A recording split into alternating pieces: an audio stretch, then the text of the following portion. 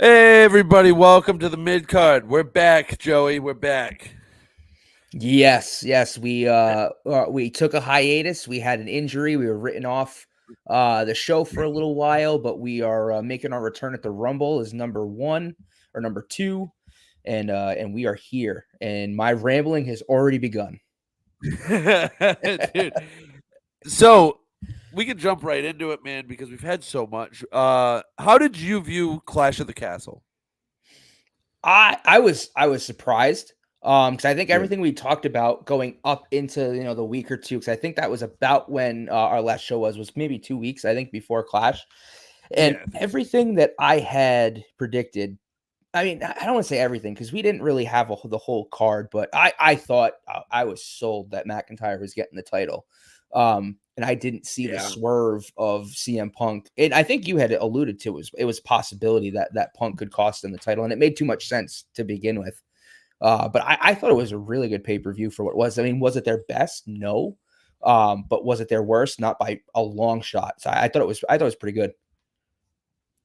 I thought it was good. I saw a lot of hate online, though. Like a lot of fans weren't happy with the pay-per-view. I think a lot of people lean towards the way you were thinking about it too, was that Drew McIntyre was going to get the title. Um, I think they felt like that was due because of how he lost it. You know what I mean? I mean, dude, this dude. I mean, if you really look at it, he had his title run during COVID, right? Nobody was around. He loses Mhm. the title, everything starts to go back to normal. He gets his title, doesn't have the contract done. They cash in the money in the bank, and then now this whole story unfolds. It really did look like Drew McIntyre was probably going to win it. Yeah. I think he had it the whole way, and that was kind of the point. I like I I guess like the idea though. yeah. I guess what it's gonna come down to is they probably view. So I've said it before. I'm of the mindset that a lot of these guys, especially with AEW being a viable option, and obviously TNA, and there's some money floating around in the wrestling industry. I think Yes. that the WWE will reward some of these guys for sticking around. I just think that right now it's not Drew's time. He's obviously going to be a champion again, but I think they look at it as, this feud with CM Punk and Drew McIntyre is so hot that why throw a title into it when they could just create more stories with the title in a separate program, and it just creates a better product and a better show overall when your hottest feud is not in doesn't have a championship title at all. So it gives them more options to do other stuff, and that's basically what I'm assuming they're doing. Because now we're gonna probably get the split of the Judgment Day. You've got Money in the Bank coming up. We're gonna see if Finn gets an opportunity to win the Money in the Bank briefcase, because I think his match is on Monday, if I'm not mistaken. I'd have to To look into it. qualify, I believe so. Yeah.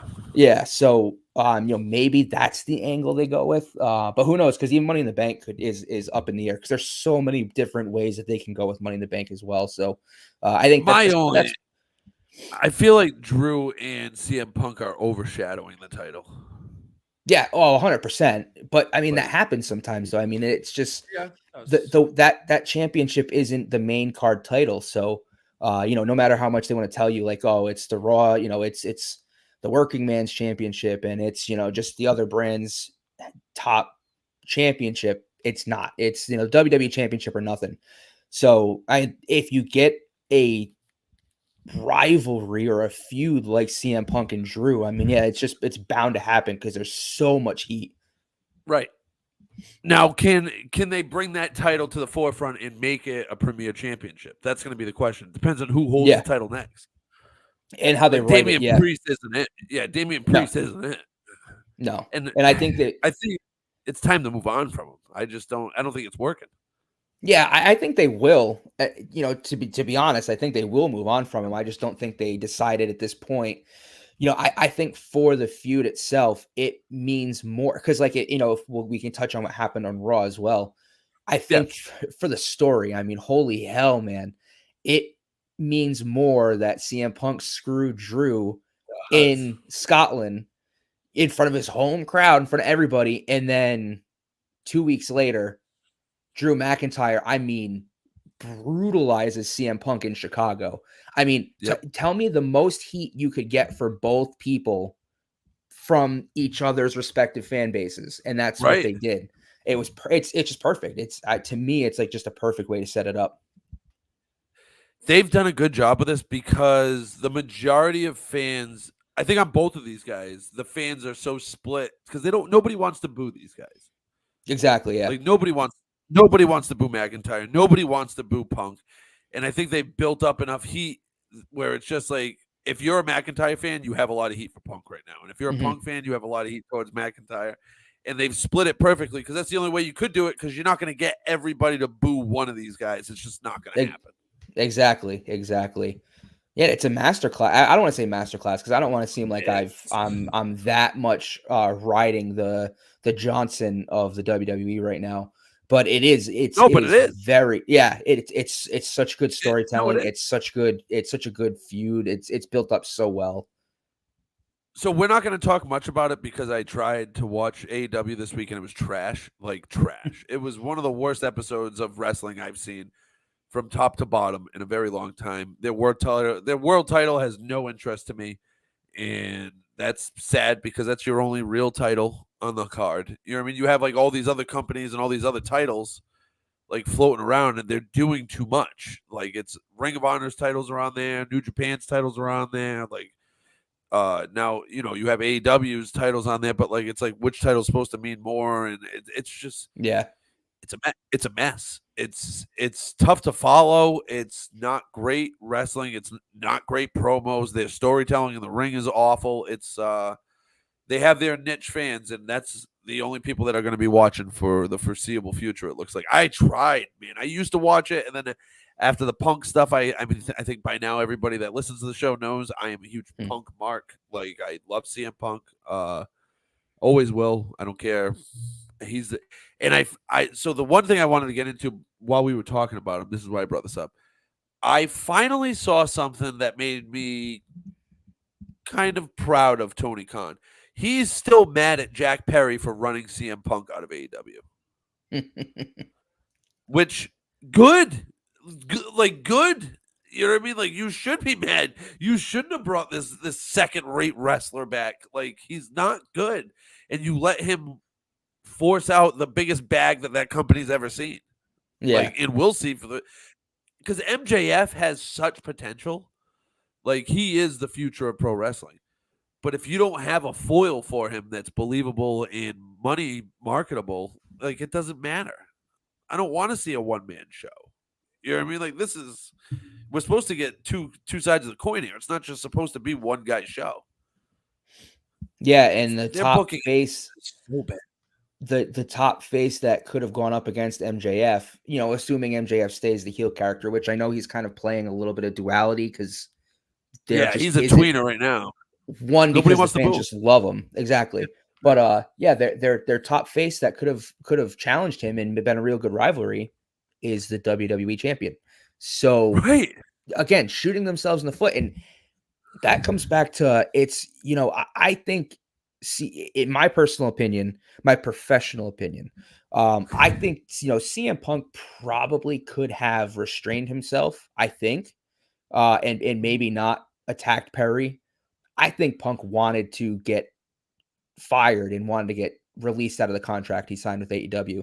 I still firmly I believe, and again, this is coming from someone who really doesn't watch a lot of the AEW product because it's just not right. what I'm looking to watch, and I can't It's not connect good. with a lot of the guys. But I think he went in there and saw how it was run and had heard for a short time how it was in WWE, because that's all he's talked about in WWE is how the culture's changed and how he's so glad he's there to experience it because everyone tells him, man, this started because of you, and now he's there and getting to Right. kind of appreciate it. I think he'd heard what the locker room and the situation was like in the WWE, and he probably knew that Vince was leaving and was like, "Man, I picked the wrong company to come back for." Because I mean, he Yeah. left, he got fired from AEW, and within what 2 weeks Right. he was at Survivor Series. So, I think Yeah. he purposely got himself, he let Jack Perry. He knew Jack Perry was trying to run him out, and instead of kind of subduing himself and being an adult, he was like, "Okay, you guys want to play games? I'll play games." And it's the same thing that Cody Rhodes did. I mean, Cody Rhodes helped build that company, and he jumped ship. Yes. And look what happened. I mean, Yeah. over in AEW, if he was AEW World Champion, people would have been like, "Oh, he created," myself included, would have been like, "Oh man, he helped create this company just so he could get a top championship and spit in Triple H's face." But instead, he just went to the Right. other place and showed like, "Hey, I'm actually the guy now," and now he's just he's one of the biggest stars in wrestling. Yeah, Cody Rhodes absolutely made himself one of the biggest stars in wrestling. Like, Yep. I mean, right now he is the biggest star in wrestling. Roman Reigns isn't available, so he is the biggest star in wrestling. When Roman comes back, it's Roman Reigns. I'm not a big Roman fan, but he is the biggest star in pro wrestling. There's Yep. no doubt about that, dude. When I he agree. shows up, I'm the same like boat. ratings go up. Like he's the I man. mean, You know what I mean? Roman really turned himself into the man. deviating from this, but kind of highlighting that point and still on topic a little bit. Last night on SmackDown, Mhm. Chicago, CM Punk comes out, cuts a promo. Paul Heyman comes out, literally in Chicago, says Roman Reigns' name once, and the fans started chanting Roman Reigns. And CM Punk even said to Heyman, and I think this was 100% serious and not a joke. He goes, "Paul, you're the only guy who can interrupt one of my promos and get the crowd to start chanting for Roman Reigns." And it's just like Right? the fans want him. Like it got me thinking. Like I'm actually excited for Roman's return, especially with what's going on in the bloodline. And I know I'm kind of now bouncing around, but it just it That's right. just We can do highlights that. how We have plenty of it just stuff to highlight cover. yeah, it just highlights how good the WWE storytelling is right now, and how many Now the bloodline stories just there are. added another. The Yeah, bloodline Jacob just added Fatu. somebody else. Jacob Fatu Yeah.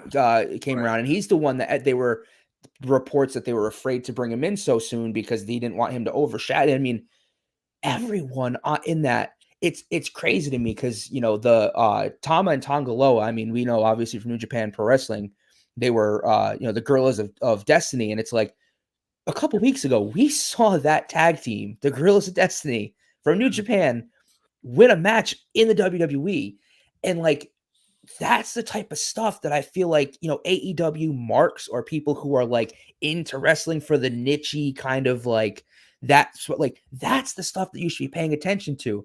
Is that Right. that's how different WWE is right now, is that they are actively signing guys from other promotions and women and letting them be who they are. And you're seeing these crazy things where 2 years ago you'd be like, you could never picture this in the WWE. And It now wouldn't Cody happen. Rhodes, The yeah, and WWE would never ever put any. You look back at when WCW merged in with WWE, and they buried all the WCW stars. yep, You know what I mean? Like 100%. they always buried because the WWE had to reign supreme. Triple H is now going with a hot hand in what makes sense booking wise, not just to Yeah, protect the brand, but to build the brand better. Like that's the difference. It's not just to protect the WWE; it's to make it bigger and better. Like they're doing such a good job booking. Like yep. I didn't care for since we didn't talk about it, the ending to the AJ Styles Cody Rhodes match. I Yeah, did that not was like weak. that. It was very Yeah, I weak did for not what it like was. that. It that's It's a bad look for AJ. yeah. Like, and it's like you made him this nasty heel that played the Mark Henry trick on Cody, and then he quits because of some stairs. Yeah, What are it we do? makes Like, it makes that's where AEW has the advantage because they do allow for more like borderline brutality. yeah, they do. So like there was a match recently from AEW too that I think it was I can't remember who it was, but it was like an I Quit match that was like who got hit in the balls with a barbed wire bat, and that's what made them Probably quit. was it What? Moxley? I think it Yeah, it was was. Moxley Yeah, versus was it Kingston? I No, it think it wasn't might have. Kingston. Was No, it? Kingston's I out. mean, I forgot who it was, but yeah, it was definitely but Moxley because he's doing all those that's crazy things. yeah, but like that's the thing. It's like so AEW's got a match where it's basically an I Quit, where like someone quits because they got hit in the nuts with a barbed wire bat. Like, yeah, Right, I can believe that. Do I think it really happened? No, it was fake. But like, right. if suspend your belief, obviously, okay, yeah, that makes sense. But like the steel steps, man. Like I see people get thrown into that all the time, and I'm supposed to believe that this is now what AJ's like. Nah, man, nah. Like I can't do it. Like don't hit me with the Cody cutter 50 times, but not the steel steps. Right, we see steps being used almost every week, like for the Yep. last 25 years. Like that's not how that match should end. Like not an I quit match for the world title with AJ getting his possibly last chance at the title. Mm-hmm. You know what I mean? Like that's not how I think AJ Styles should go out. I just don't.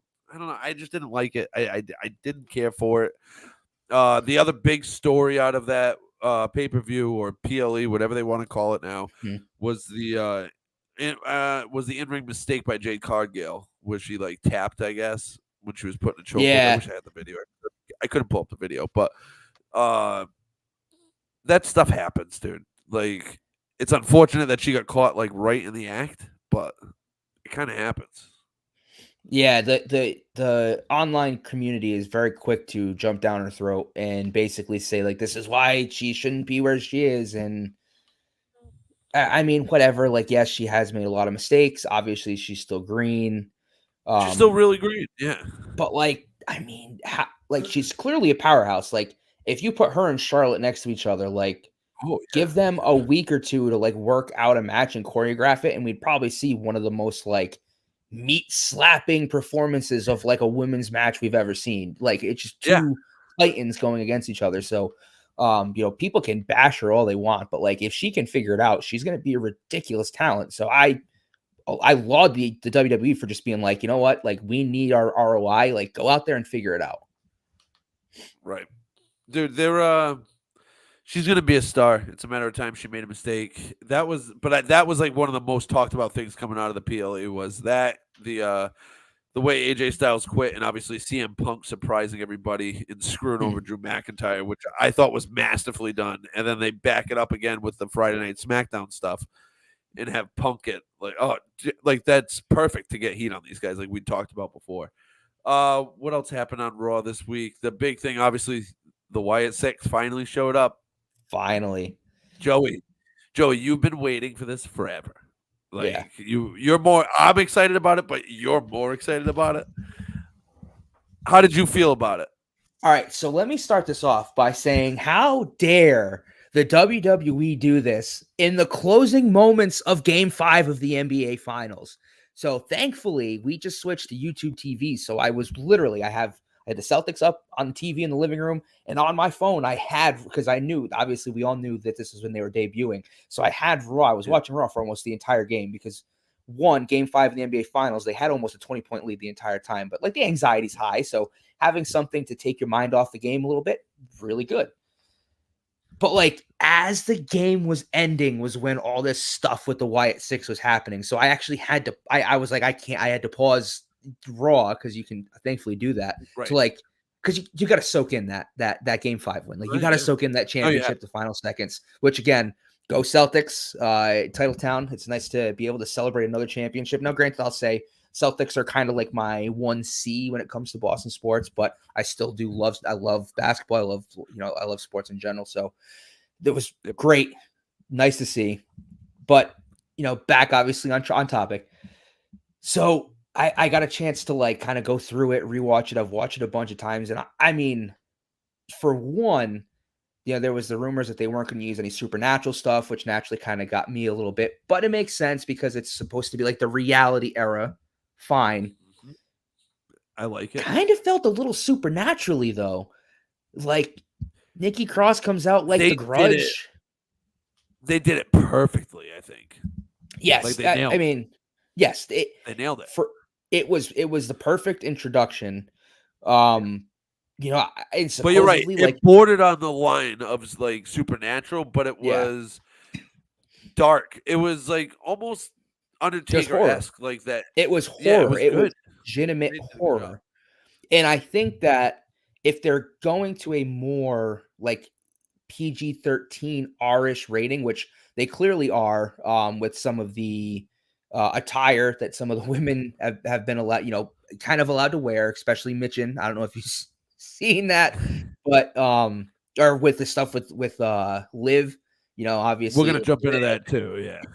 So they're obviously leaning more into the higher ratings with some of that stuff. So I, as a not a huge horror fan, but I do enjoy horror in some aspects. Yeah. Why not have an aspect of your roster that's just like caters to horror fans? Like there's a ton of people who Right. love the horror genre. Why don't you bring that into the like?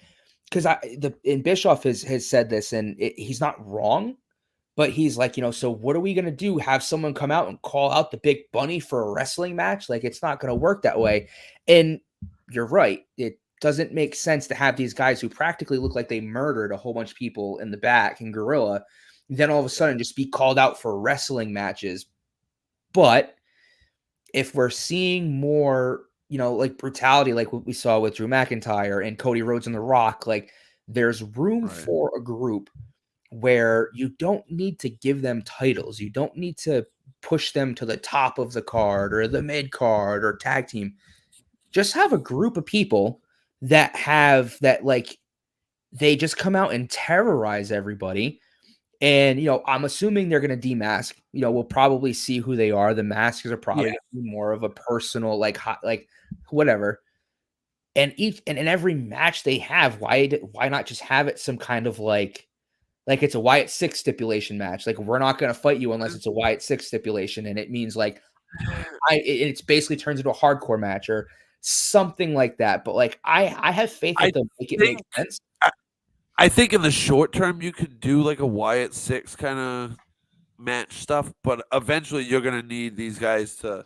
They're gonna have to at least be upper mid card guys to make this believable. But they should be just a violent group for now.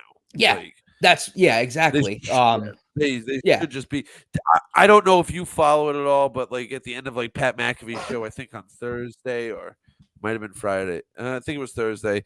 The end of his show, like the lights cut out, and it kind of had like the eerie music, like the Wyatt Six, and the show just went off air. And it was Pat McAfee does this all the time, where he wraps himself into a storyline, like with the WWE, because his show is so big on YouTube, it attracts an audience. You know what I mean? It gets people involved, so it's good. But they didn't even touch on it the next day. They were like, "We lost power. That was weird," and blah blah. I'm imagining something is going to happen with that. You know what I mean? I'm Well, imagining they'll pop up. Another big thing that people had that I've seen a lot in the dirt sheets in the news columns is, for weeks, all of these glitches and all this stuff has kind of been played off. Like I think like Michael Cole a week ago had kind of like they were very much like writing off all of this stuff. Like there were hints that like a massacre was coming and all this stuff, and the commentary team was writing it off. People weren't paying attention to it, like in the locker room kind of thing. It was really just the fans online in the dirt sheets that were fanning the flames. So I think the point was for everyone to kind of assume that this was like in the business wise, like the wrestlers, commentary team. I think the idea was for that group to play it off like any other old. These are vignettes of someone coming in. Ooh, scary group. Like we've seen this before, and it ended up being a kids' playhouse thing. And then the night they debut, they basically murdered people in the background, and it's like, oh, we got to take. Oh, damn! Like this is real, And supposedly like they focused in on like Chad Gable. So like apparently the people they focused in on and some of the people that like split before the show or before the show ended are like that was like done purposely. So like they're gonna be like targeted. So like Chad Gable might be targeted by the Wyatt Six. Maybe Drew McIntyre gets targeted by the Wyatt Six, which could explain kind of the brutalness of how what he did to CM Punk. Maybe that draws the ire of the Wyatt Six, and maybe they let Punk. They give him another month or two to recuperate, and Drew kind of gets terrorized by this group. Like, I don't know, just spitballing at this point. But supposedly that had those type of things are supposed to be read into when it comes to who the Wyatt Six will target in the coming weeks. I think Jey Uso is going to be the big target coming up. He's it happened like right after. And that's another one. He's another one who's yeah. Yep. I think that'll be their first target because of the Firefly stuff. You know what I mean? And he played it up perfectly. He was like, they can have them. They can have the Fireflies. I don't want no part of this. Yep. He's like, they're there. He's like, thanks guys, but I'm out. Dude, those masks are so well done. Yeah. Like I thought they were so cool. Like they could have been corny. They could have been like one of those other cheesy things that we get. But man, they did Oh, a you mean really like good Retribution? job. Right. No, right. No, right.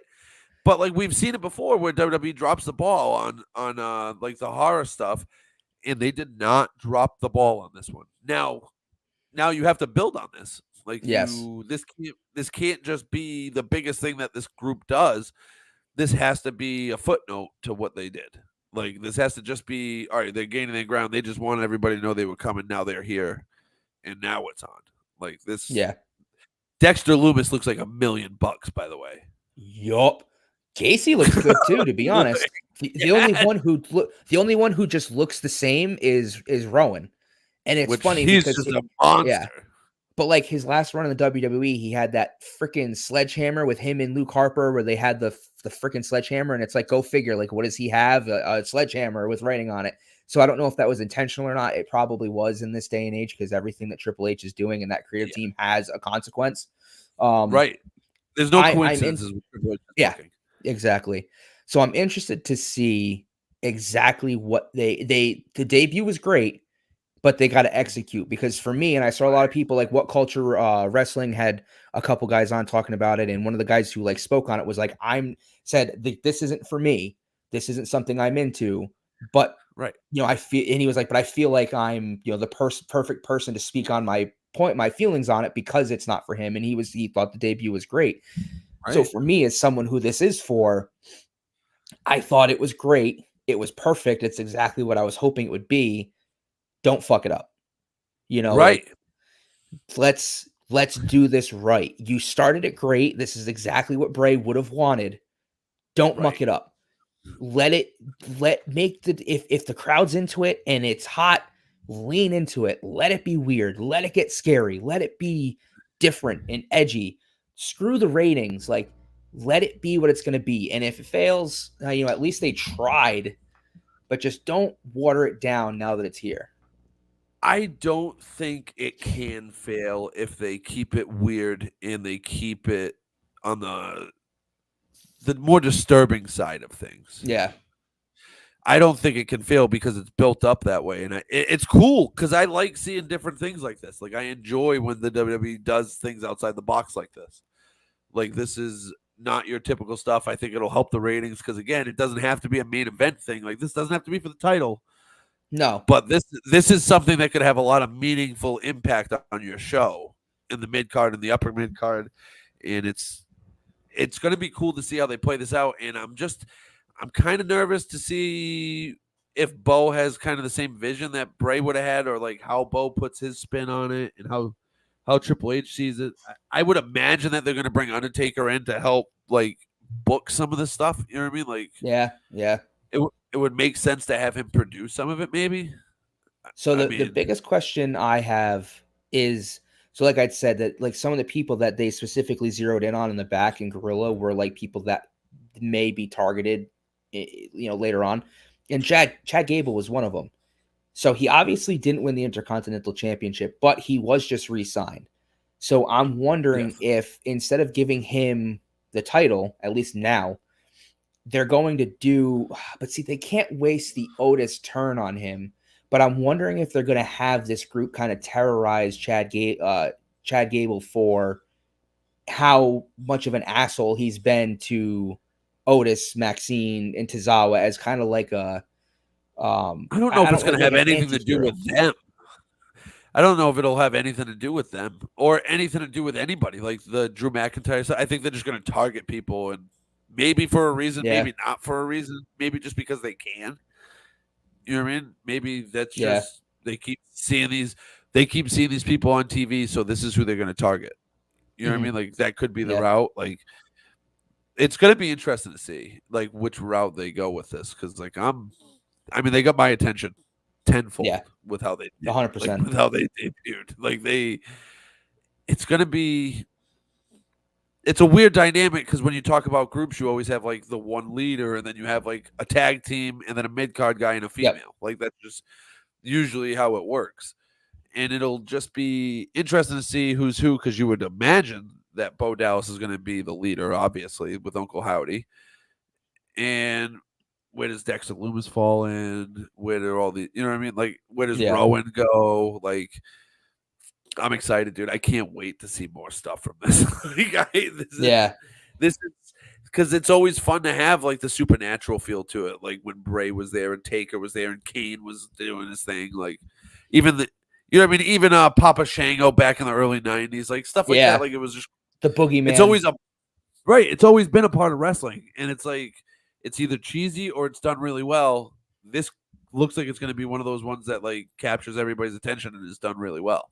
Yeah. I And hope. and this is what I think AEW misses the mark on is that, professional wrestling in this sense, because in honesty, professional wrestling is what's in the Olympics, right? So that this is, sports entertainment. And Right. it's great that, I like the reality era that we're kind of in because it everything it makes more sense, but it's still like I'm still tuning in to be entertained. And Yes. this is something that's been lacking is like it's cinema. And I've heard that a lot. Like that was cinema. Like the shot that they Yeah. used where it's, Nikki Cross pointing to the back and telling the camera, like, go look what's happening, like go check. And you have the camera that's following in, and it's just, they see Uncle Howdy, and then Howdy walks through and he, collects Yep. one, he collects two, and they go out. Like it was done so well. And it's cinema, that's entertainment, that's television. You sometimes need, like, it's not real wrestling, so sometimes you do need Right. this this change of pace, this different I don't know, this like just something different, something new. And Right. I said it before, but I think a horror aspect to wrestling, especially because there hasn't been a real one in so long, I think could also bring more eyes to people who are just into horror. Yeah, very well could. I mean, I'm sorry, I'm playing around with my microphone. Um, this thing drives me nuts. But I'm just excited to see how I want to see what their first storyline is, like, and what route that goes. Yeah. Because it's cool to do, like, it's cool for the vignettes and like all this other stuff, and like to come out and just beat the crap out of a bunch of people and leave them, in a bloody mess and pretty much dead. You know what I mean? But now what? Like, what's your purpose for being in the WWE? Yeah. That's gonna be now. It's okay. We're gonna fulfill Bray's legacy. Perfect. Now, but what is that? Like, what's the Yeah. end goal? You know what I mean? Like to terrorize Yeah. WWE. Okay, what does that look like? It's the storyline progression is going to be fun, and that's like I hate to keep. I'm not going to keep harping on them, but that's what AEW misses the most, and Hmm. it's the lack. It's the lack of storytelling because you can watch a 5-star match, you can watch a 4-star match, and it's great, but not every match on a card can be like that. Like you need stuff like the Wyatt Six, and Yeah. you need like goofy stuff, and you need other stuff to keep people's attention and to grab the masses. You know what I mean? Yeah. Like Because so. like I only want to watch Osprey and Brian Danielson. Like I get it, 5-star match, 4-star match, it's great, and they are great matches. But if there's no great storytelling behind it, if we're Right. just kind of putting these two together because we know they can have a great match, like that's great. But like, give me more. Like I'm if I need I would like to be entertained. I grew up in the early '90s, the mid '90s of WWE, where it was more entertainment than anything else. So why can't I have entertainment and great wrestling at the same time? Why can't we Right. do both? We should be able to do both. It should be. It's it'll be interesting to see how they play this out. It'll be the WWE is going to do a good job with it. I feel like it'll be fun. I don't want to keep shitting on AEW because they're just doing a good job themselves of it. You know what I mean? Like just bring somebody in on it. Like bring somebody in to help with the booking. Get That's a all I want. booker. Get a booker. That's all you have to do is just get a booker. Like please just get a booker and help out. Like the fantasy booking thing isn't working. Like this is a chat room. I heard Eric Bischoff say this. It's a chat room booking style, and it doesn't You work think long term. you think that's what Shane McMahon wanted to do and why he was reaching out to talent to see if he could join? I like how you brought that up. Do you believe that Shane McMahon was in contact with AEW? Yes. Oh, you do. Yes, I do. 100%. Now, why? Why do you think he would? So I am going to guess one, the last time he was in the WWE, I mean, he was basically embarrassed. He had the awful showing at the Royal Rumble where he inserted himself into a Royal Rumble that was heavily reported he produced. It was overproduced. It was a bad. It was one of the worst Rumbles, and his spot was bad. And then he comes out again. I forget how long or when that next. I think it might have been WrestleMania was the spot where he comes out for no reason for a dumb match and literally like father like son blows both of his quads instantly, and it was like you could see it happen and you knew it. And so he I feel like he kind of became like a laughing stock or a joke when it comes to the WWE because of how bad he was trying, how bad he was at producing, which they were letting him do. The fact he was inserting himself, he won that the best in the world tournament. Like, let's be real, man. So, in my opinion, with Vince gone, even Stephanie, like she's kept a clean, no, there's really never been issues with Stephanie, and she's married to the now COO or I think he's the COO. So obviously, Yeah. she's in the background, but she's still around. But even she had the WrestleMania spot. She's gone. She's not back. They just brought her out to bring her out. Shane's probably not going to make an appearance for WWE anytime soon. So it's possible he has ideas. He wants to get back into it. His dad's not looking to build a new company or is still far away from it. And he sees an opportunity with AEW that he thinks he could maybe help prop up a company that's been awfully booked, bring his ideas, and then help build a competitor to the company that basically pushed his entire family out when that family built the company, which they needed to go. I mean, everyone has their day, but I think there's a lot of legitimacy to the story. I just don't. I mean, maybe as an in-ring talent and stuff like that, I just don't see him stepping into a backstage kind of role. Well, I don't think they did either, and it's why Yeah. he's not there. But I think he did try to bring his services to them. Yeah, maybe. I mean, it's possible. You You know know, what I mean? It is really possible. The other big story that just came out was that Triple H said no to bringing back the Hurt Business. I don't know if you saw that. That I saw this no, I dropped haven't seen earlier. that at all. This dropped last night. Somebody tweeted at MVP saying that they should bring back the Hurt Business now, and he said Triple H said no. Hmm. So I like that idea. Don't bring it back. Like we don't have to keep rehashing stuff. Like let's move Yeah. forward. Let's move forward and try something new rather than try to rehash something and see if we can make it work. Because it worked a little bit, but it floundered a lot.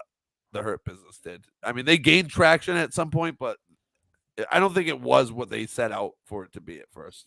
Well, if Bobby Lashley's not going to be at the top of the card, I don't think it matters, So the reason the Hurt Business worked was because Bobby Lashley was WWE champion. And you Yes. had the WWE champion with Shelty B and Cedric were tag team champions during that as well. Yes, they But were. they had fire, but if the top guy in the faction isn't going to be at the top of the card, or because I haven't seen Lashley actually in a while, to be honest, I haven't actually. Yeah, I think He's he been had some kind of time off MIA. coming. So, I could understand them not wanting to bring back, especially because now, it's funny because I remember talking about this many moons ago in a different light. How one thing the AEW did that was killing the WWE was their ability to create factions and good factions, and how the WWE had almost abandoned that idea, and hadn't done anything like that for years. And now it's like there's almost too many factions in the WWE. There's too many groups. There's too much going on. So that could be it as well. Triple H just looked at it and was like, it's too convoluted. I don't want to have to write this. I feel like they're planned and they have a majority of their storylines written They probably do. through Survivor Series. So, that's probably could be another reason why he vetoed it, because he just didn't feel like having to rewrite stories to bring in another group. Yeah, I mean, it's not. That's not really their style to have that many factions. Like that's more of a New Japan kind of style booking with like a ton of factions and then everybody gets involved because it's Well, easier that's to what they book did in the that way. early 90s. That's what Yeah. they did in the early 90s. They had a ton of factions and they went away from it for almost 2 decades. Yeah, exactly. But it's now. I mean, that's what AEW tried to do for a while. That's because that is like a Japan style booking to Yeah. have like Yeah. factions because you could just get anybody involved in any storyline pretty much if you have a Yeah. bunch of factions. You know what I mean? but It's easier to but it has worked in the WWE so well. yeah, it has. But I just don't see that faction working. And maybe he's trolling No, people and they yeah. will bring it back when Lashley comes back, but you just never know. It was cool to see Triple H said no to something like that, and just because I want to see them move on forward from it. I don't want to see, like I said, I don't want to keep seeing everything. That and Caleb Braxton, I guess, resigned today from the WWE. Yeah, I saw that. I thought that was Yeah, interesting. I don't have a huge opinion on it because I'm assuming she probably had, maybe her contract was up or she has another offer that she wants to pursue. But that does suck because she has been great for the company in a backstage role, announcing, yes, in the stadium as well. With the I don't know what you call it, ring announcer, I guess. Um, and it's especially if they also lost. Ricochet's wife. Why can't I think of her name off the top of my head? Um, I know who you're talking about. Yeah, yeah, and it's gonna bother me, and I apologize that I'm forgetting her name. But if they're losing Kayla and her as well, that I don't is think that it's not JoJo, is it? Not JoJo. What's her name? no JoJo's Bray's wife. The girl Um, that's doing the ring announcing right now. yeah. Well, They're not she's going to not. lose her. It's a new person doing that. That's been calling for Raw and SmackDown because after Ricochet was Yeah, beaten up she went by out. yeah, and she hasn't been back. And there were rumors that if he left WWE, she was going with him. So it's a whole thing. So I'm I don't think hoping she it's not would. true. Yeah, I'm hoping I it's not true because she's phenomenal at her job. But it would suck if I'm they lose her imagining and that Kayla. I'm imagining that she's just taking some time off because he has some time off right now. You know what I mean? My best guess is Ricochet is also re-signing with the WWE, Oh and yeah. that they're doing an AEW angle where it's like, oh, I'm not re-signing, I'm going somewhere else. And then in 3 months, Braun Breaker's the Intercontinental Champion, and who's going to step up to him? And here comes Ricochet's music, and he comes down, and maybe he gets one over on Braun. Who knows? But Can I we talk think about that's Braun what's gonna Breaker for a second? happen. I love Braun Breaker. Yeah. I I am all in on Braun Breaker, dude. I think he is the best. Like he very believable. He's got a lineage. You know what I mean? Like he's got everything that I like. Like maybe the microphone skills aren't great, but I like when he does like the Steiner math and then barks and stuff like that. Yeah. Like, but he's a monster, dude. He's huge. He's believable, and he's just fast, Yeah. athletic. Like he's fun to watch. Like he's So the on total package. was it this past Raw where Giovanni Vinci I think it's Vinci. It could be the other guy. I get those two mixed up all the time. But whoever Sheamus is in a feud with, came out and interfered in the match with Sheamus and whoever he was wrestling. I forget who it was. And or it might have been Sheamus and Breaker. I forget exactly what was going on. I just remember Breaker comes in, takes everybody out. Vinci comes in from the crowd, takes out Sheamus. Match is disqualified. Braun's walking up the ramp. Vinci comes up the ramp. And out of nowhere, Vinci turns around. He starts running like he's going to go after Sheamus again. And Breaker just stops and he's like, you know what, motherfucker? And he starts running the opposite direction and It just takes him out, dude. murders him, dude. Oh, I mean, it wasn't a great spear, but still, like, they were both running full speed and he just took him down. It was Dude, fantastic. Braun looked so fast when he did that, Yeah. dude. It was unreal. I'm a big Brock Lesnar guy, and he just reminds me a lot of Brock because of his freakish athletic ability. And like, Yeah. He's he's just a little so, smaller. yeah, he's just so explosive. Like, Yep. they really know and they know what they have with him. He's going to get a push, and they're building him up to like not let him fail because they don't want to make him like a Goldberg. You know what I mean? Yeah, But he's the next Intercontinental Champion. yeah, 100%. yeah, which will be fun to watch because he's just some of the matches he can have with people will be like, Yeah, oh, and he's gonna run the division like Gunther did for a while. yeah. And then obviously he'll lose a title to somebody, whatever, maybe him Ricochet, but versus yeah. him versus Gunther would be fun. Yeah, that'd be an interesting match. That'd be a lot of fun to watch. Two I think two fast, just big hulking pounds of flesh. It'd be fantastic. be an old school WWE match with the Titans just wrestling each other. You know what I mean? Like Yeah. it's oh, that would be. I was watching him this week and I was like, this dude is just the complete package. Like he's got everything.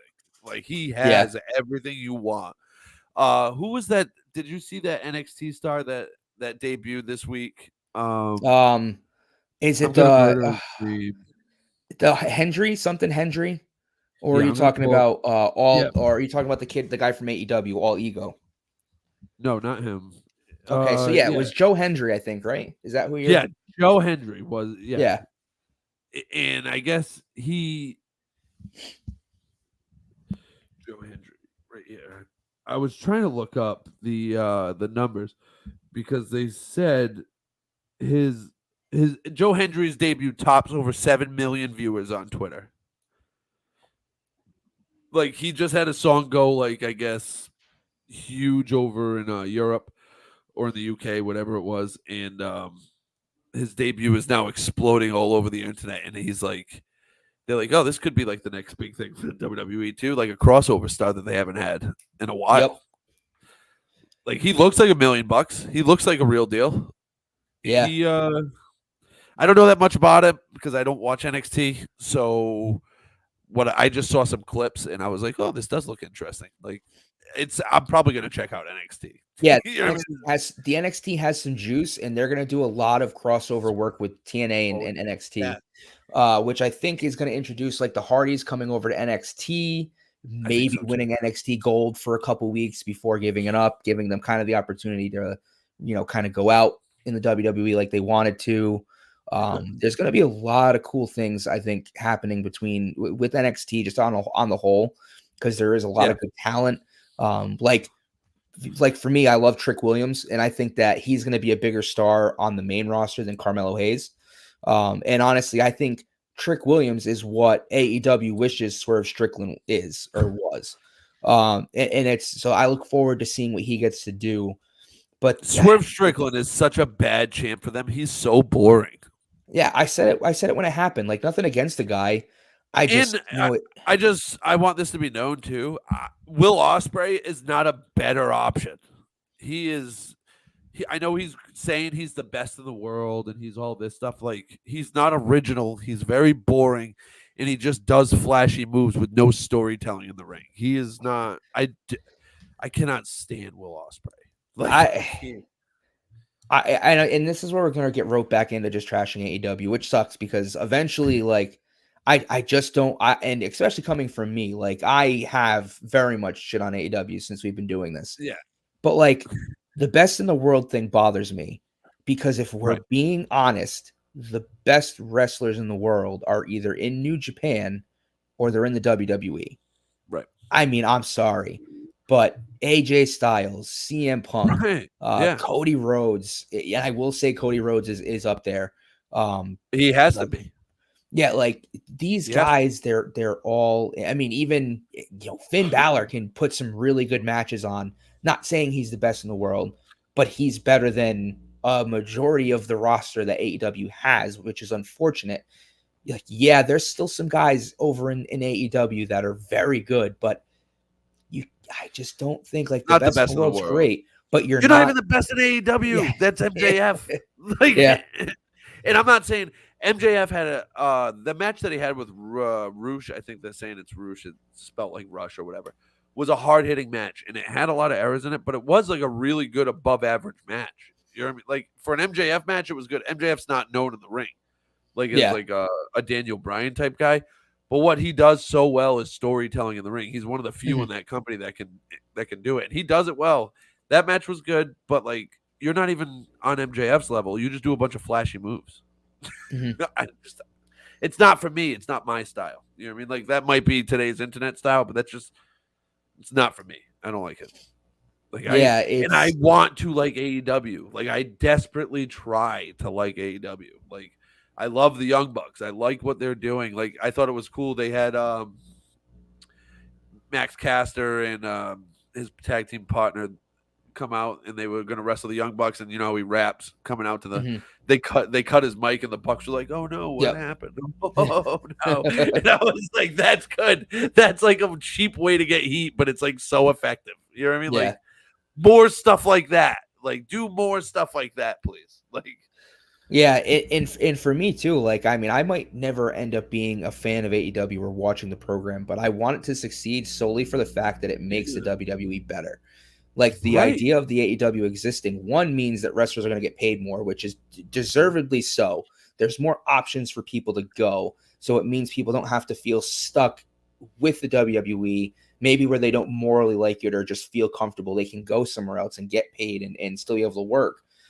And it just makes everything better. Like just the more options make everything better.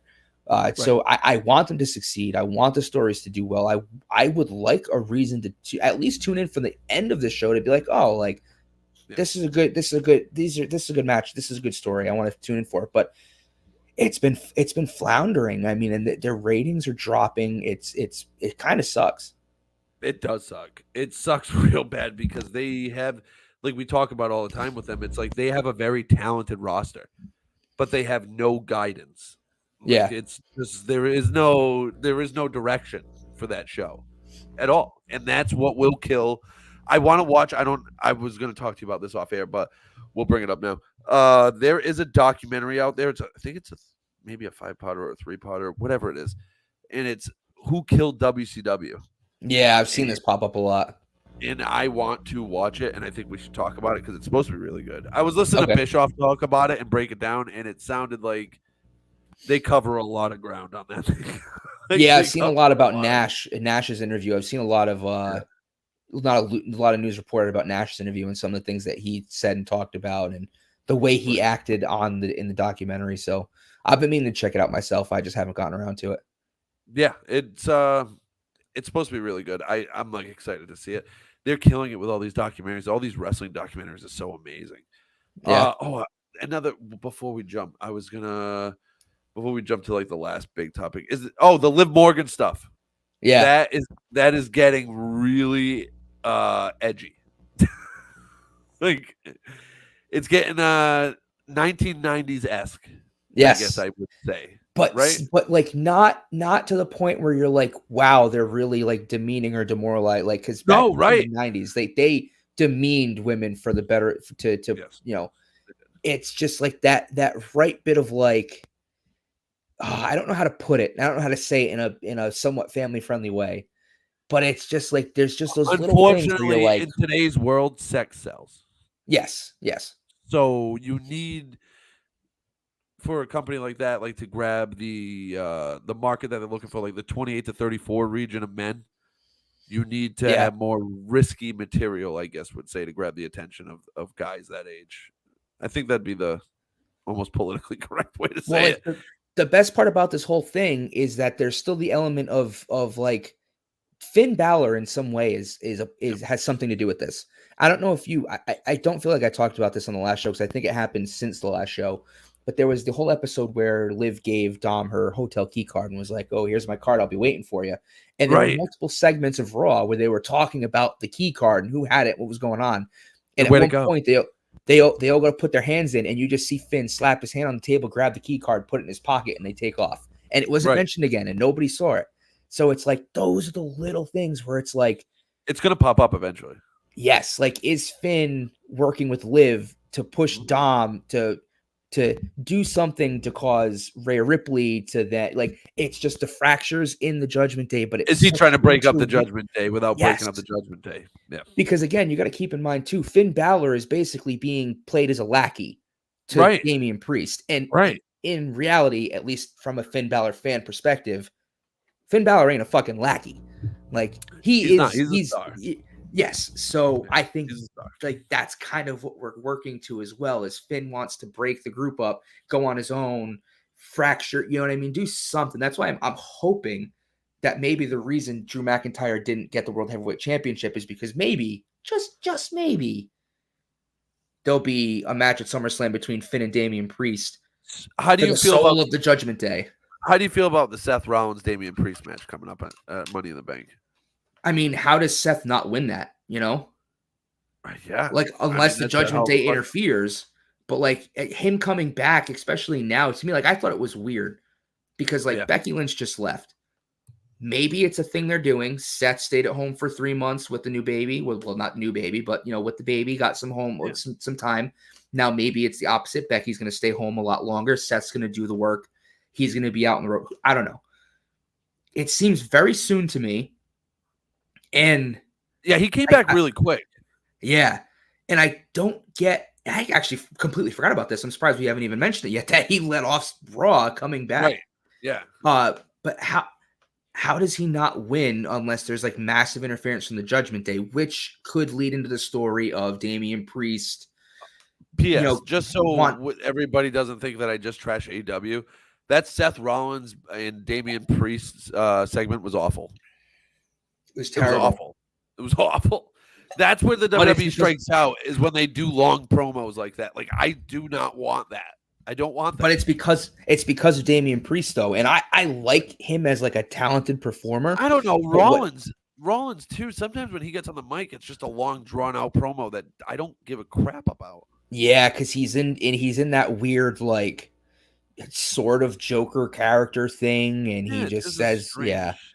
It's a weird. It's just weird. yeah. I don't get the direction of his character, and like I just don't.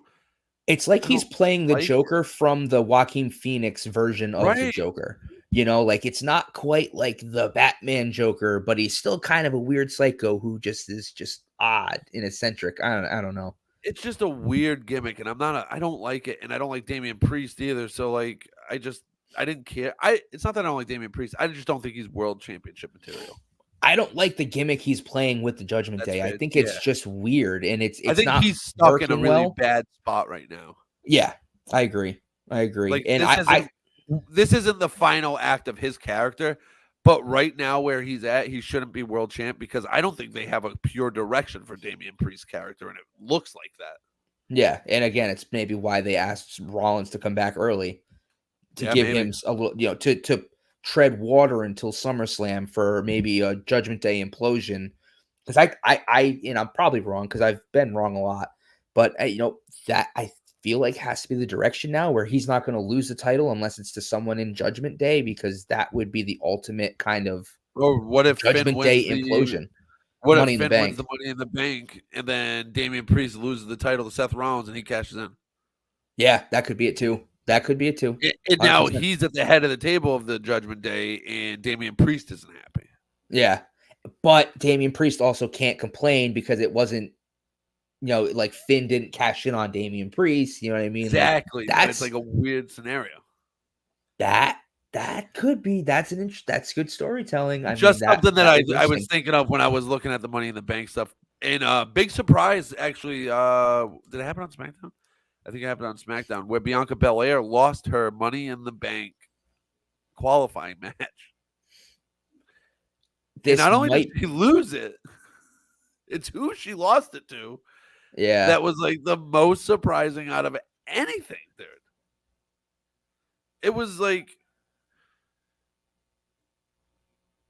it shocked everybody. Yeah, Like, there's something there. you think I so? feel like well, I think that like because they had Jade Cargill come out and kind of like give her like a little speed, like pump her up and talk to her. And I'm wondering if like I don't know, like maybe she's gonna say, Jade got yeah, maybe that's how they're kind of starting the fracture between these two friends to make a feud or something. Because it I was don't what's know. her face? Who? Why am I'm drawing a blank on her name? The girl that won. Ryder's wife. Oh, Who beat Bianca? I can't think of her name. hold on. I'm drawing a blank. Dead It's been a air. long week at work, dude. It's been a very long week at work. It's hot weather. It's tough. It's tough doing the type of work I do in this weather. But it's oh my goodness. I'm gonna space out her name. That's fine. Hold on. I'll get in a second. Oh, Chelsea Green. Chelsea Green Chelsea, mentioned that's yeah. So I think it was more a pat on the back to Chelsea Green than it was a shot at Bianca. anything. Like, Yeah. Chelsea lost so many matches and was like doing the best she could with the character she was given. And She's done great. Right. She's funny as hell. she would actually be a fun Money in the Bank title holder. Yeah. She would be annoying. I could see it. It's Right. 100% possible because Right. she's the type of worker who gets The that moment. Yeah. Nikki Cross was the same way. Liv Morgan Carmella. when she got her title run. Carmella, exactly. Those are the type of workers that kind of get the And it the works bump at because some she point. could hold the briefcase for so long and just Yeah. annoy everybody with it. You know what I mean? And she doesn't need to And sh wrestle a great match. She just needs to and she be doesn't need perfectly to up to. even win the cash in for the character to Yeah, work. that's true too. It does Yeah. you know what I mean? It's not, like, expected that she wins the title. It would shock people if she did cash in successfully. Like, it Yeah. could go either way with the title thing. You sometimes when you get the Money in the Bank, briefcase, it's like, "Alright, well, they're gonna hold the title then." Somebody like that, it's like, "Ooh, that's like a 50-50 shot." Like, it's not a guarantee. I'm convinced now that Chelsea Green's going to win the Money in the Bank because she's the perfect character to just like be dead the entire time. Someone Right. sets up a ladder in the middle of the She gets the match and title. then gets knocked off it, and all of a sudden here comes Chelsea Green climbing up the ladder. You know what I mean? It's perfect. It writes itself. Right. Right, and then her holding the briefcase, like I said, is just easy writing for that. Yeah. It Yeah. fits right into her character. And it would make sense for the women's division because you have all these contenders that you could throw in there anyway. Why not give her an outsider's chance at that title? Yeah, even give her a couple weeks with the title. Give her a month. You know, like she doesn't have to Right. hold it for that long. You know what I mean? And just Like, her holding the briefcase puts her in the title picture and elevates her. yes, yeah, exactly. Automatically elevates her. You know And what I she mean? doesn't have to win any match either, but as long as she still has the briefcase, there's always that little chance. There's a Yeah, little that's good. outside Yeah. chance she could cash in. You know what I Yep. mean? Like, it'll be interesting to see how they play it out because, like, the men's can go anywhere. Like Yeah. CM Punk could come back and win the Money in the Bank. Yeah. CM Punk could go in the Money in the Bank and be right there for the briefcase, and Drew McIntyre comes in and screws him over after he quit. Yep. Yep. Like, this could be a back and forth that we get for a long time where they just keep screwing each other over at big opportunities. Or he cashes in and Drew McIntyre screws him on the cash in like he did. And he loses it. Yeah. Yeah. There's a lot of, it's very interesting. There's a lot of storylines being weaved in and out of the Money in the Bank this year. And The I'm kind WWE of here has for put it. themselves in a position where they have so many guys and so many girls at the top of the cards that could actually get a rub to get a title match or Yeah. get the Money in the Bank, and it's just perfectly done. This is when it's fun because you don't know who's going to win. It's not Come to like think of it too, wouldn't the perfect cash in for Chelsea Green be against Liv? Like Rhea Ripley returns and just obliterates Liv, and then here comes Chelsea Green running along with you know that what I annoying mean? voice. Cash it in. Yeah. And I mean, Rhea's not going to care because then Rhea is going to be like, cool. So I'm just going to wipe the floor with Chelsea Green in a couple weeks and get my title back. Right. You know, like that. Like, I'm hooked on Sunny D, by the way. Nice. Taking it back to like 1998. Dude, I went to the dollar store here to grab I think it was just like some like freezer stuff, like some stir fry stuff. And I saw Sunny D and I was like, ooh, I haven't had that in a while. And I was like, ooh, I want it. You know what I mean? And now the little pleasures. Yeah. And now a gallon later, you're like, damn, I kind of want another gallon. Right. And that's exactly where I'm at. It's like I've been drinking this for like a few hours and I'm like, you know what? I might have to go get some more. Like, I might have to go get some more Sunny D. But I think the Chelsea Green stuff is really interesting in the way that the men's, because you could have, like I said, Finn Balor win it. You could have CM Punk come back, Drew McIntyre. You could have AJ Styles even win it. You could have Jey Uso. Jey Uso. Any number of these guys. He just won his match. Right. Could conceivably win. Like, or it could go to the bloodline and Solo has it. Yeah. And Solo ends up getting the title from Cody Rhodes. Right. And then Roman comes back. the speculation now is that Solo and Cody Rhodes will go at it for the WWE Championship, and Roman will come back to screw over Solo. That's the heavy speculation that I've seen online. I like that. I'm not against that. Because I mean, we're around the time that Roman's expected to be coming back. I mean, it was roughly SummerSlamish that he was going to come back. So, right. I can't wait for Roman to come back, and I don't think I've ever honestly thought that before. I can't wait to see the original Bloodline reunite to then have a civil war against the new Bloodline. You think that's what's going to happen? It's gotta be. I mean, what else? You know what I mean? Like, what else? It's going to be The Rock and the new Bloodline, Roman, maybe Rikishi, the Uso. You know what I mean? Like there's so many. Yeah. Even just that story in and of itself, that faction has a story that's written for the next 12 months almost. Just in Yeah. possibilities with what they're doing. Like it's crazy. Man, they can go so many different ways with everything that Yeah. they booked. It's so much Yes. fun. It's fun to be a wrestling fan right now. Yes. There's so But much great stuff going on. so Joey, what I talked to you about before and we were texting, what I want to Yes. do, and I'm gonna explain it to the listeners. This is gonna be the last segment that we do before we sign off. Just a little bonus thing that's fun for us and should be fun for the listeners too. I want to do an 8-man tournament. Not exactly March Madness, but 8 tag teams that we think are the best of all time. And then next week we'll start off with a couple. We'll do like 2 matchups or whatever, and we'll do the Bret Hart scale where we rank them 1 to 10 on their in-ring ability, on their look, and their promos, or if they have a manager, whatever it is. You know what I mean? Like those 3 categories, and then we tally up their total score, and then whoever has the higher total score moves on to the next round, and then until we get to the winner.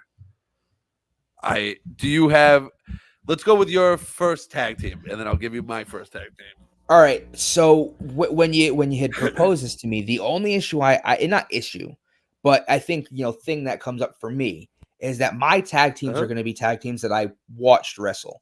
So like I know the Rock and Roll Express, and there's probably better tag teams that someone could argue, and you're not wrong. But just hear me out. Just like people will always say Joe Montana was better than Tom Brady. Exactly. No, this is what we've seen. Yeah, this is what we've witnessed and who we think is the greatest, like that. So this is also very biased, but I don't think a lot of people would disagree. My first tag team is obviously the Hardy Boys. I thought you were going to go there. There's honestly almost no better tag team who's done it for as long as those two gentlemen have had success in as many different promotions and organizations. You want to know my number one? Yeah, I think I got it. Oh, okay. That was my number 2.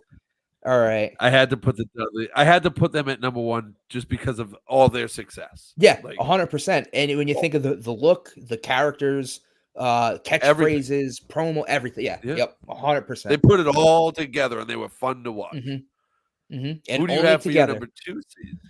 Well, so now I'll have to. Oh yeah, they never like really. They did split up in TNA a little bit. Well, then there was Devon who did the testify, like when he became the Reverend. Well, not only that, in TNA they did it too. They split up and they had a couple matches. Split. Everybody knows the Dudleys were together, and it was always fun that way. Mm-hmm. But who's your number 2? Give me a number 2. So honestly, I mean, and this is recency bias, but I think again you have a really hard time arguing against this. The New Day. Oh, I didn't even have them on my list. That's a good one. They had a lot of success. I guess technically you could say it's kind of a 3 whatever it's a group, but they have I think the most tag team championships, and we'll argue this next week, but I think you have to mention them with the work that they've done. That's very fair. That's like very, very fair. I went early 90s, early mid 90s. I went with the Hart Foundation. Nice. Yeah. Well, yeah. First of all, it's me, and then I couldn't leave them out just because of how they were so perfect for their time frame. They were perfect because Brett is not a big guy. Anvil was a powerhouse of a guy. Yep. And they did all the tag team moves together, and they were just perfect. They were straight from the Heart Dungeon. Right. They were just great. Who do you have for your 3? So this is one that I'll save my 4th because I don't think you're going to probably pick them either. So my 3rd one is like the pivot because you took the Dudleys from me.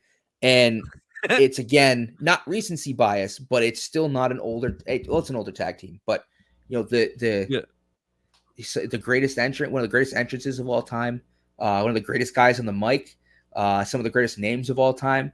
But it's got to be the New Age Outlaws. Oh, yes, dude. I was Road Dog. That was my number 3, man. Yeah, good. I'm glad I could steal one from you. That was my number 3, but I had a backup, and I know they're forgotten about. And again, it's another '90s tag team, but in '80s too. But I remember watching them and just being so infatuated with them. Oh, what a Yep, yep. I rush, knew you were dude! gonna say. I knew you were gonna say them. I Gotta knew it. go with the Legion of Doom. Like the Yep. Legion of Doom. Talk about Talking tag teams that animal. sold arenas out, dude. They were Yes, and selling. They were the main event. Like they were so good, and they covered such a wide variety of time. Like from when they came out to like when they were still big. I mean, LOD 2000 was a thing. Like these yeah, guys, the big match for the New Age Outlaws that put the New Age Outlaws on the map was their match at the Royal Rumble 1997 with Legion of Doom. And it was like a dumpster match or something like that. But like Hmm. what a match! Like they had like a series of matches with them that like was just great, and they passed the torch tag team wise to the New Age Outlaws during that time frame, and it was so cool to watch. Like, oh man! But I love my brother was obsessed with the Legion of Doom when we were growing up too, and they were just so good and so much fun to watch, dude. They were that's a like some great of the pick. greatest of all time. Like, go ahead with your four. I know you're not going to pick my four, and it's a sleeper because they should be a number one seed. Like they should So, be. uh, But good. this is Ooh, is there's so also many. recency We bias. could have went to 16. Yeah, We could have went we to could have done 16 we easily. could have done this all night. This is recency Yeah. bias, but I'm going by another team that I think carried the WWE in the tag team division over the last 10 years in this new age where tag team wrestling has kind of been forgotten about. Yep. Oh, wait, you can't see it. Welcome to the Uso Penitentiary. Oh. It's the Usos, man. They are so talented together. Two brothers that have been wrestling with each other for their entire lives and just get to do it as a tag team. They've been phenomenal. They've had so much success. They're now having some success on their own. They're going to be one of the best tag teams that we see in the 2000s. So I had a tough time. Like trying to narrow it down to four is like extremely tough. Yes. Like we're gonna leave teams off. We're gonna leave teams off that shouldn't be. Harlem Heat should not be left off any lists. No, like that's I true. just want like Dude, the Rock and they should be Sock mentioned. connection shouldn't be left off. Right. Like they should be mentioned at least. Like you have Harlem Heat, you have the Rocket Sock. That was fun. Like there's so many great The Brothers of tag teams Destruction. that- Like I'm actually surprised I didn't go with them, but that's I they didn't thought for sure they were going to be on your list. Like Edge and Christian should be on a list somewhere. Like they were great. Like there's so dude, like it's so tough to like. But I have to go because of their impact on the business. Just a whole, they changed the business, dude. The Outsiders, National Hall. Yeah. I had like they were just so they changed the game. Like that, and not that I think they're better than every other tag team out there, but like I said, I just felt like I didn't want to just go all old school guys and all this stuff, but I wanted some. They changed like all the teams Yeah, that like we've named had like a significant impact on the business itself. Like the Hardys changed, like the Hardys and the Dudleys and Edge and Christian changed the '90s tag team wrestling because it was dead in the water. Yep, they were dead in the water.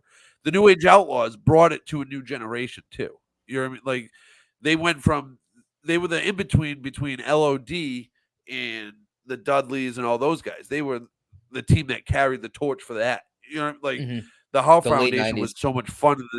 Like the Usos carried the divisions in the mid 2000s. Like, and I just feel like the Outsiders when they went to WCW completely flipped everybody on their head. Like, they changed the promotion. Such a cool thing to see. They did. They completely changed the game. Yep.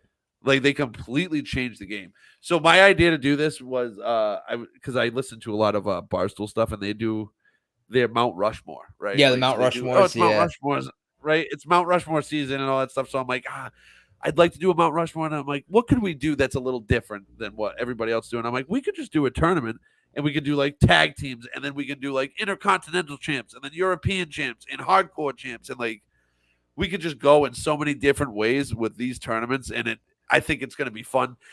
Hell just for yeah. the nostalgia to talk about these teams and we're gonna be able to compare like teams from like the 80s and 90s to the now the 2000 like and just fantasy book it in our heads and talk about it. Like I thought it was so cool. It got me like excited to think about all these teams. It was like, oh, dude. And like even thinking about it, like just because it's not something I got to see personally, what about the superpowers? I mean, Right. Or when Hulk, even the Rockers, dude. The yes, Rockers, like, or I mean, I know people laugh about it, but like the Bushwhackers were the like Bushwhackers, they were like a or meaningful when tag team. didn't Sergeant Slaughter and who was the other guy tagged for a while too? Sheik. Sheik, the Iron Sheik. Like Yep. they like just now I'm starting to think now that I've already given my Right. 4 and I'm starting to remember but the What superpowers I think what I deserve an honorable struggled mention as too, well. another team I struggle with leaving off the list, like, and it's a very big personal one for me because I loved them growing up. But the Nasty Boys, Yeah. but I couldn't put them above the Outsiders because the Outsiders changed WCW. The Nasty Boys were a great WCW tag team, but the Outsiders took WCW to that to a whole nother next level. tier. Right, Whole like they just nother level. literally like another one for the bad guys. Like Yeah. Scott, Yeah. like just the way they came into WCW and then just they ran rugged forever, dude. Like it was so cool. Like, I mean, you could go just ECW alone. You could go to so many different tag teams like Public Enemy. Like they had great feuds with the Dudleys and all those dudes, like Sabu and RVD. Like Yep. all these dudes, like there's so many different tag teams like you could just go out and like Rated RKO like was a fun tag team to watch. Like Right to Censor.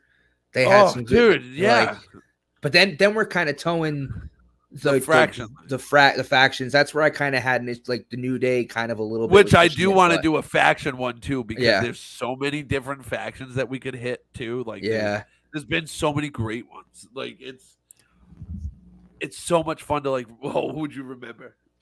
I might have to make a change. Who you think? One of the most hard hitting, funnest, best tag teams of all time. The Acolyte Protection Agency. All right, we're gonna go to 16. we're gonna go to 16 here. We have to go to 16. What I'm gonna do is I'm gonna throw these in a randomizer. Like, and they're gonna make up the bracket. So I'm not making up the bracket. You're not making up the bracket. It's just gonna be completely random. Mm-hmm. And then we'll have the matchups like that way. That way, it's the most fair. You know what I mean? I feel like that's the best way to do it. So you're gonna go with the APA. God, they're so good, and I love them, dude. Like their T-shirts and stuff. Like I have everything, dude. It was just some of the stuff they did in the '90s was just great. Television. So you're gonna bring the Accolades. In that same vein, then I am going to put the Nasty Boys up. Nasty Boys, yeah. Like, I have to put the Nasty Boys on my list. They're just, dude. They were, there's so many. All right, so who do you have for a 6 seed then? This is Superpowers. Oh, I like it. When Hulk Hogan and Macho Man Randy Savage, was it Macho Man or was it Ultimate Warrior, actually? Oh, no, the Superpowers was Ultimate Warrior and Hulk Hogan. Yes. They like the world came to a halt when they came together I don't even think they tagged for that long, but just the sheer star power I think they need to be. They were the two biggest stars in WWE. Yeah. Yeah. And for them to come together as a tag team, I think, and for them to even give themselves a name, I think the world stopped to see them. I'm gonna give Harlem Heat a nod. Yes. I have to. Just because of how, like, another team that completely, like, they were different. You know what I mean? Like, they were completely different and they were dominant. Stevie Ray and Booker T was just so. No, it was it. So I actually, hold on. So I got to backtrack here, and I think there's going to be a lot of marks that are gonna kill me. I was half right. Yeah. So it was Hulk Hogan and Randy Savage, and it wasn't the Superpowers; it was the Mega Powers. The Mega Power. That's right. Yeah, that's right. I had to. But there was a tag team with Warrior and Hogan too for a little bit. But And there yeah, was a tag team called The Mega Superpowers, Powers but was like a lead up to a WrestleMania match too between Hogan and actually Macho. the Superpowers was a pretty freaking damn good tag team in itself. I'll give you one guess who was in it. 1986 tag team. One of your favorites. 1986 Superpowers. The NWA tag team. Oh, it's got to be Dusty. Yup. Nikita Koloff. Dusty Rhodes and Nikita Koloff. Ooh, I did forget about that. That is a good one. I'm glad I looked that up. Who do you have for your 7th seed? All right. So many I see. Yeah. I think for 7, I think just because I mentioned them, I'll go to Rock and Sock. Okay. All right. Because that was another one where their run. I'll give you my 8th too. I know what I'm going to do for an 8 just because I mentioned them too, and now I got to do it.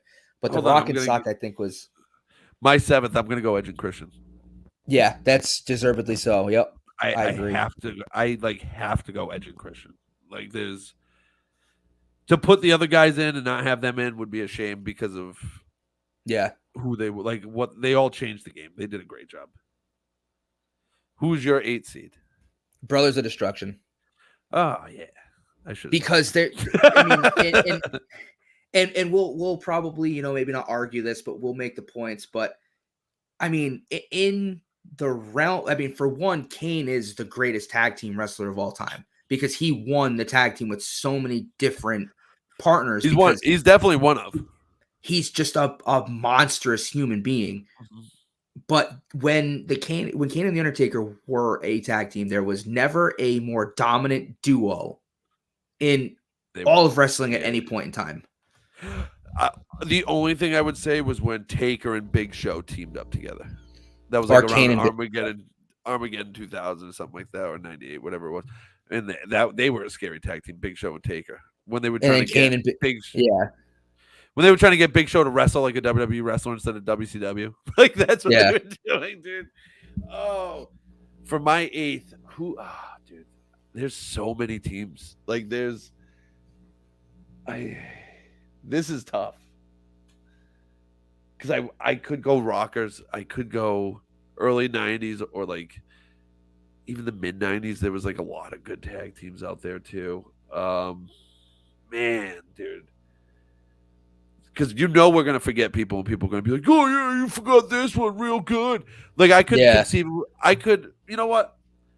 Because we trash them all the time, the Young Bucks deserve the Young Bucks. I actually thought you were going to mention them earlier. I'm surprised you didn't.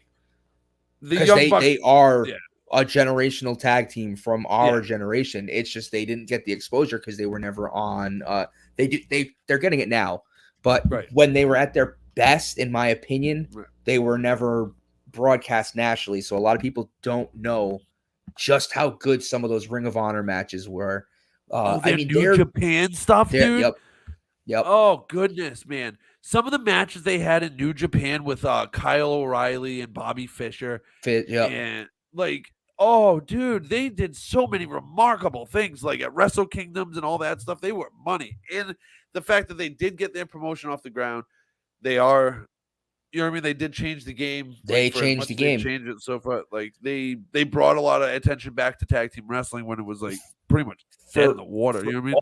Shit that gets talked about AEW that happens on this program, and honestly, we don't even mean to do it. It just kind of happens. It's not like I'm targeting them. It's because I want them to be so good, and they're not. The Young Bucks, the Young Bucks, and with Cody Rhodes, but since he's not there, the Young Bucks, in the same vein as the Outsiders changed the game. The Young Bucks literally changed the entire landscape of professional wrestling in the 2000s, the 2020s. So that, I 100% agree. They need to be on this list. Yeah, I was gonna go another like 90s tag team, but then I'm like, I can't leave the Young Bucks off. Just good consciousness. I couldn't do it to them. Just I left them off for you. They have changed the game so much, and it's like they're one of my favorite tag teams ever. I enjoy watching them. There is like Motor City Machine Guns from TNA deserve yes, like they were so good, dude.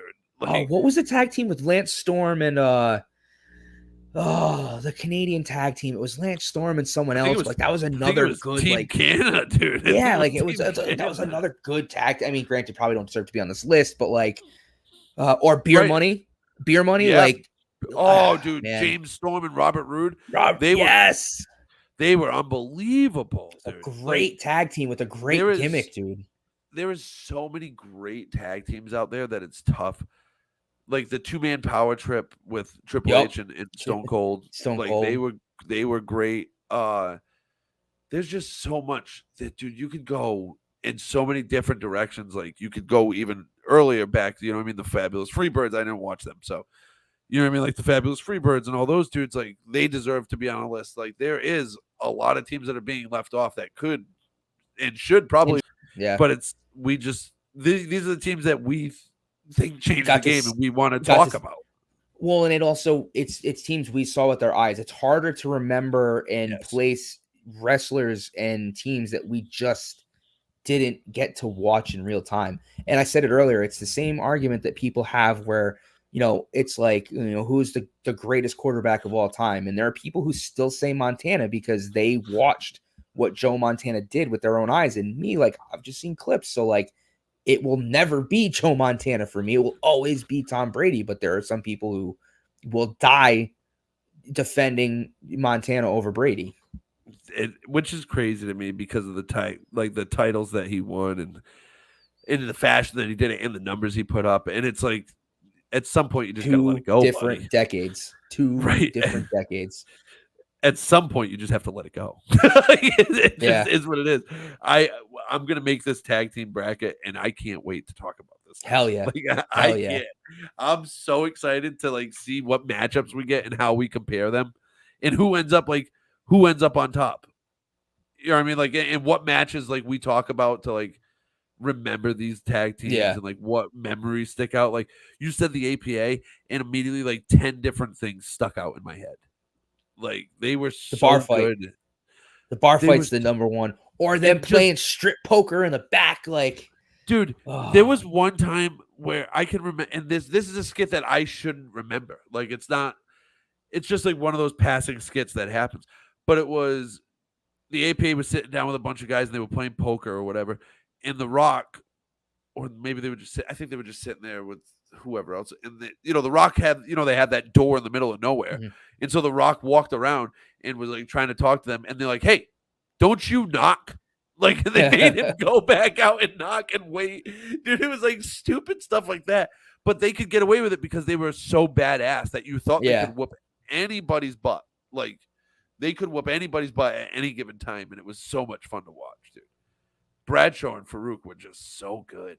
Like Ron Simmons is so underappreciated. yeah, he was the first African American WCW champion. Yep. People forget about that. Like he was a single star very long before he was a tag team star, and then he like the APA kind of revived his career because I don't think he was doing anything at that time. I think that was like right after the kind of coming off the nation right because domination the Nation stuff. had died like a year or two before that. Yeah. And then he They wasn't went really with Rocky Maivia.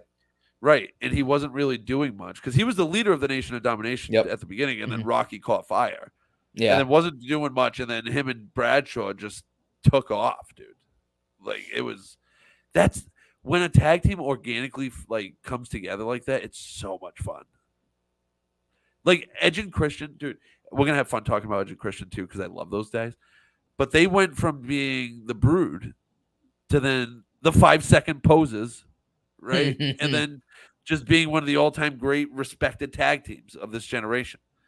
Like the progression of their careers. I could have the other team I was thinking of, and I feel these guys deserve to be on it, probably just as much, if not more than anybody. The Steiners, Yeah. like, but I didn't watch much of the Steiners. You know what I mean? Like I watched them a little bit, but another tag team that you can argue greatest of all time tag team. Like they were the Frankensteiner from Scott Steiner was like a move that was way ahead of its time. Yep. And like they were entertaining to watch. They were so good in the ring. They were strong style, so they would like really lay it in there. I feel like they should be over the Nasty Boys for me, but it's too late, and I'm not turning back because I love the Nasty Boys. And the reason I thought Nasty Boys because I was thinking managers in my head, and Jimmy Hart was so annoying, Yeah. but he was so perfect for them. Like it was, man, these tag teams. There's nothing like a nice tag team to like really sink your teeth in. I love a good tag team. Are you there? Did I lose you? Yeah. No, I'm still here. Oh, like, dude, how do you not love tag team wrestling? Like, Especially how do good you, tag teams with good like right, chemistry. Like when right, like the thing like the best part with the Dudleys was they knew where each other was going to be. They had the spots and the tag team moves that weren't just like EDT leg drop, like the the headbutt to the crotch, the yeah. down power bomb from the top rope. Obviously, The 3D was so yeah, protected for so long. Nobody yep. kicked out of the 3D, like ever. Nobody did the 3D for years after they stopped. They left too. Right. It's crazy. It's in like the Legion of Doom when they did the what do they call that move? I can't believe I'm going to draw a blank on that move. But I yeah, won't be able to help you here. I forgot what their move was called. But like their finishing move was unbelievable too. They just they sat their opponent on top of their shoulders, and then Hawk went off the top rope and flew. You know what I mean? Clothesline right off the top. Doomsday device. The Doomsday device. Yep. And they were the inspiration for guys like the Dudleys and guys like APA and like dude. All these tag teams were so great. Like, and to look like we're gonna look at their progression and stuff. If you look at where the Dudleys started from, like just a joke of a kind of a gimmick, and they made the best out of their gimmick that they were given. You know what I mean? Bubba Ray was a stuttering idiot Yeah. that couldn't get words out. And Devon, you know, like, and but they were so good. They got so good at being heels and were so perfect for ECW at the time. Like they would just berate the crowd and get so much heat. Like they said some heat. real borderline stuff. They said a lot of stuff they couldn't say today. Yeah. ECW itself couldn't. Dude, I watched this video the other day and it was Gen. I don't know if it was Gen Zers or whatever it is, like the new generation that's Gen 1, whatever the name of it is, was listening to Eminem, millennials or whatever for the first time, and it was the Kim song. And I'm like, this is gonna be good. And they were horrified. Like the dudes were like, yeah. And I commented on him like, this song got me through a lot of breakups in my early 20s. That's what you know what I mean? Kids these days just won't understand. I put that thing on full blast and I cried and screamed about it. Dude. Like, that got me through some times, man. That got me through some stuff. But it's like that nostalgia is like we're gonna get caught up in a lot of this, like talking about these teams. And even like some of the newer ones that are out there, like the New Day started as something like that was almost. Do you remember when they first started?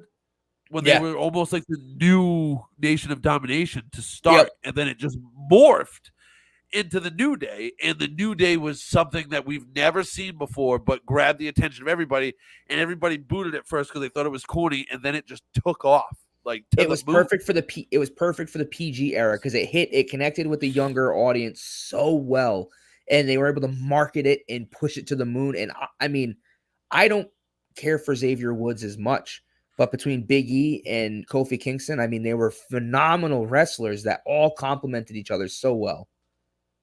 I think Xavier Woods is so underrated, and I think most of it is because of his TNA days as Consequences Creed.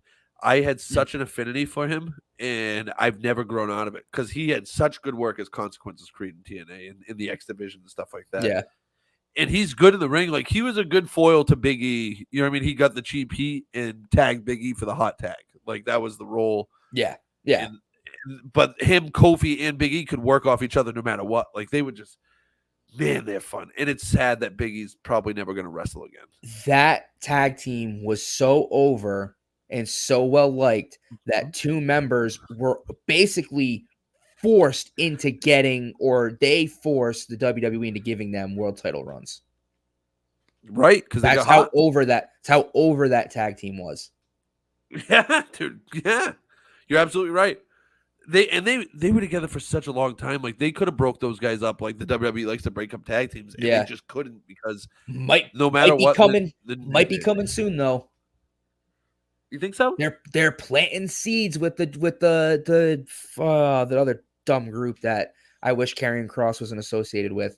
What the heck do they call themselves now? Final Testament. Oh yeah, They're planting the seeds with Xavier Woods, man. They might actually be splitting because if Big E can't come back, then there's no point to keep the New Day as Kofi Kingston and Xavier Woods. I would let them see what they can do as single stars if they can't reform what was the New Day. So I think that they might actually be getting split. I think they can go their own way without breaking them up. Does that make sense? I mean, I don't think you're wrong, and you're right. But I think what's happening is that they're gonna split them because of the final test. Something's gonna happen. Yeah, I could see it in the body you're language. probably right about that. Yeah. The Usos too, like from when they started to what they became, and like how many times they changed. That is the definition of success. Is 100%. how you can grow and change your gimmick along with the times, and not just falter. Like that's how guys like Chris Jericho have had these long careers. Like that's why he's been able to successfully change himself multiple times into all these different personas to latch on with the audience, and it works. You know what I mean? Like, man, and the NWO did that. Like they were, dude, like the Outsiders, dude, they were so impactful. The Young Bucks have been able to do that multiple times. Like they've changed like a million different times.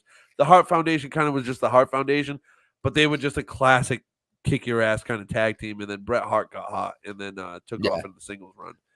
And then we got the new foundation with Owen and Jim, which was great. Jim Neidhart, it was great. Yeah. So also before we go, I'm in the middle of talking to our two future guests. We are going to have a couple interviews lined up. One is going to be a local wrestler. I don't want to drop his name just in case it doesn't come out. You know what I mean? I'll tell you it after. But he's a local indie guy. He's catching a lot of steam around here. Developing a name in the area, and it'll be a fun conversation. I've heard a couple podcasts he was on. He's a really good conversation piece. And then the other one that I have lined up, and we're just working on a day that he can do it, is a guy.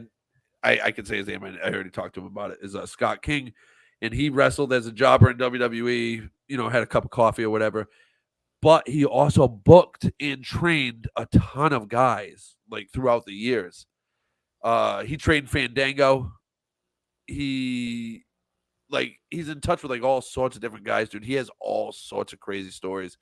He's still involved. He does like ring announcing and stuff, and not ring announcing. He does the commentary on some of the local shows, and he's a fun conversation, dude. And to break down like the psychology of in-ring wrestling with him and stuff, like he's wrestled like Owen Hart, and he's had some cool stuff that we're gonna have some fun with. I'm gonna clip some stuff when we do his interview, like he'll talk about it, but like Owen Hart broke his jaw. Like I sent you that match when Owen Hart came off the top rope. He was like, I was so excited to be on TV for the first time that I walked into it, and I was supposed to like, he's like, you're supposed to like, there's no big secrets here. We're all wrestling fans, so like, you're supposed to catch it with your hand. He goes, I walked in just right to boot. He's like, it broke my jaw, dude. He's like, as soon as he kicked me, I'm like, ow, that hurt.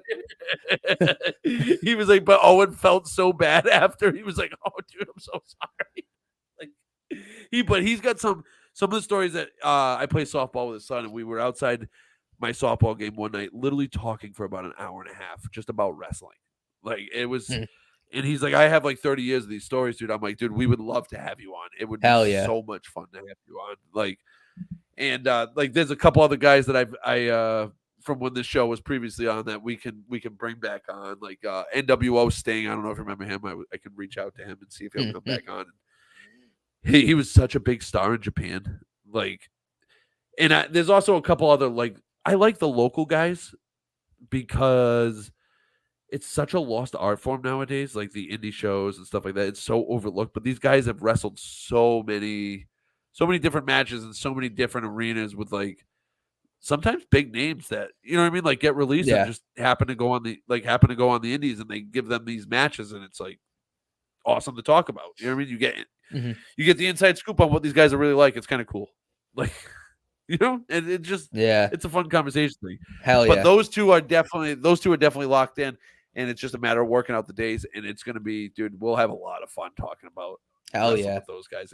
It'll be dope because especially Scott King, Joe, you're gonna love it, dude. He's a hell of a conversation. I He look is forward to it, man. Just getting to hear some of the little dirty little secrets. Maybe not dirty little secrets, but little secrets about why some matches are worked the way they are. And I've always wanted to right. know why they always work to the left. Why do they work the left side? Why do they work to the left? Like, why? I want to know. I could Google it. Don't want to. I want to hear it from someone who's in the business.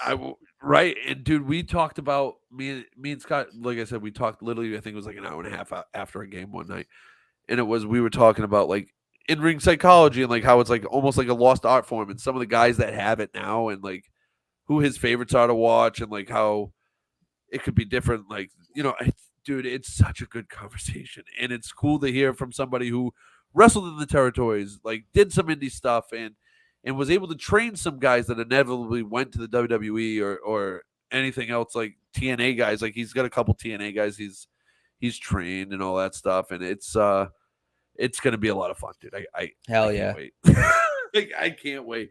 So, do you have anything else to add on before we get out of here and No, close down the stream? I think I've talked myself hoarse for enough for one night. So I think for now, I think I'm good. All right, everybody. Be a friend, tell a friend. Go like, subscribe on YouTube, Facebook, Instagram. Give us a shout, give us a comment, share it with a friend. Also, just give us a comment or a message on what topics you want us to hit on. If there's something that we didn't hit on, or if you have a tag team that didn't make the list and you want us to talk about them, just give us like a message with like a little description of why they should be in the tournament and stuff like that, and we'll talk. Because, like I said, we couldn't. There's no way we could hit on all the tag teams that should be in the tournament. Like we Call would me a legit schmuck. have to do almost Call like me we a would schmuck almost for have to getting the do like mega a powers March wrong. Madness one. Yeah, yeah. Oh, that's coming, dude. We're definitely gonna Yeah. get the mega power stuff. I'm gonna get like, roasted for that. I get roasted mercilessly for that. But it's all right. That's what happens when you do things online Yeah, that's true. and live. But And with live. all that being said, I'm Bams. This is Joey Wrestling, and we are out.